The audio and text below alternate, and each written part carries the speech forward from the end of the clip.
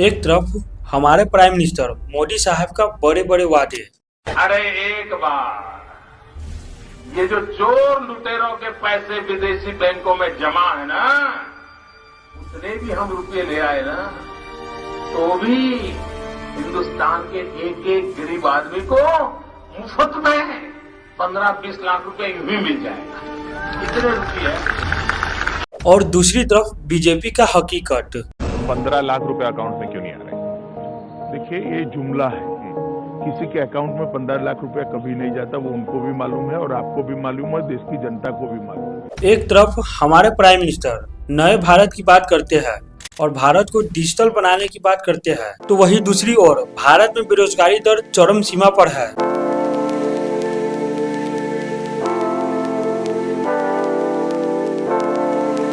आज हम लोग इस वीडियो के माध्यम से जानेंगे कि हमारे प्राइम मिनिस्टर मोदी साहब पिछले 10 सालों में हमारे लिए क्या क्या किए हैं। –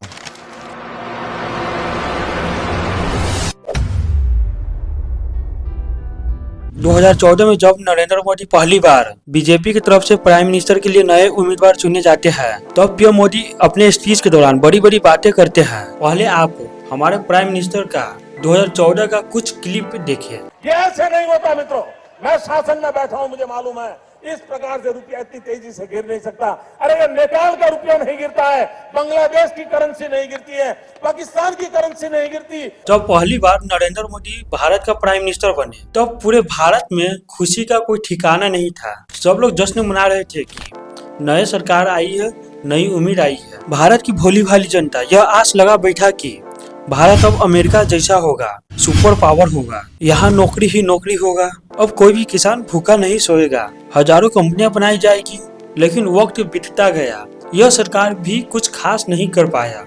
यहाँ तक कि यह सरकार पुराने सरकार से भी और बदतर हाल कर दिया भारत को। यह सरकार भारत में पहले नोटबंदी किया और बाद में जीएसटी लागू कर दिया। अब आप तो जानते ही हैं, नोटबंदी के कारण आम पब्लिक को कितना परेशानियों का सामना करना पड़ा था। लोग अपना काम वाम छोड़कर अपने नोट को एक्सचेंज करने में लगे थे और जीएसटी लागू होने से तो छोटे व्यापारियों का कमर ही तोड़ दिया गया। नई जीएसटी के कारण छोटे व्यापारी में हाहाकार मच गया। यही नहीं, अभी और सुनिए। छोटे व्यापार और आम पब्लिक को परेशान करने के बाद अब यह सरकार भारत में एनआरसी और सीएए लागू करने की बात करते हैं। अब इस एनआरसी से मुसलमानों में भी खलबली मच जाता है, जिसका विरोध मुस्लिम समुदाय के द्वारा जमकर किया जाता है। जगह जगह पर आंदोलन किया जाता है और रैली निकाला जाता है। अब इसके बाद सरकार भारत में किसान कानून लागू करने का प्रस्ताव रखते हैं और सरकार के द्वारा कहा जाता है कि यह कानून किसान के हित के लिए लाया गया है, लेकिन वास्तव में इस कानून का मकसद कुछ और ही होता है। इस कृषि कानून से भारत में सिर्फ अडानी और अंबानी को ही फायदा होता है। किसानों की जमीन अडानी को कौड़ी के भाव में मिल जाता है, लेकिन किसान यह सब खेला समझ जाता है और सरकार के विरोध में आंदोलन शुरू कर देता है। इस किसान आंदोलन के दौरान लगभग 700 से अधिक किसानों का जान चला जाता है, लेकिन सरकार इन सब आंदोलन पर कोई भी प्रक्रिया नहीं लेती है और न ही इनके सपोर्ट में कोई पोस्ट करती है। हकीकत तो यह है, इन 700 किसान का मरने का दुख हमारे प्राइम मिनिस्टर मोदी साहब को रत्ती भर भी नहीं है। उल्टा सरकार इन किसानों पर आंसू गैस छुड़वाते हैं, लाठीचार्ज करवाते हैं, लेकिन इन सब के बावजूद भी किसान हार नहीं मानते हैं और अपना आंदोलन जारी रखते हैं। अंततः सरकार इस काले कानून को वापस ले लेता है।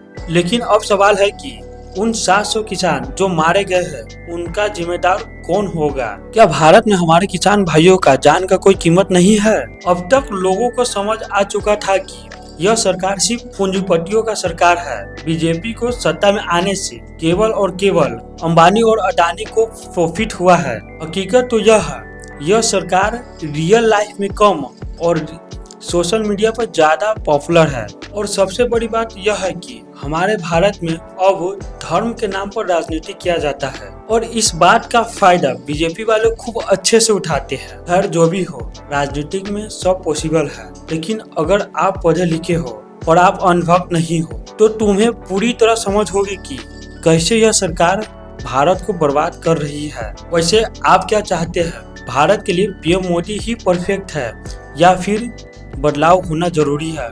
कमेंट बॉक्स में अपनी राय जरूर बताएं। धन्यवाद।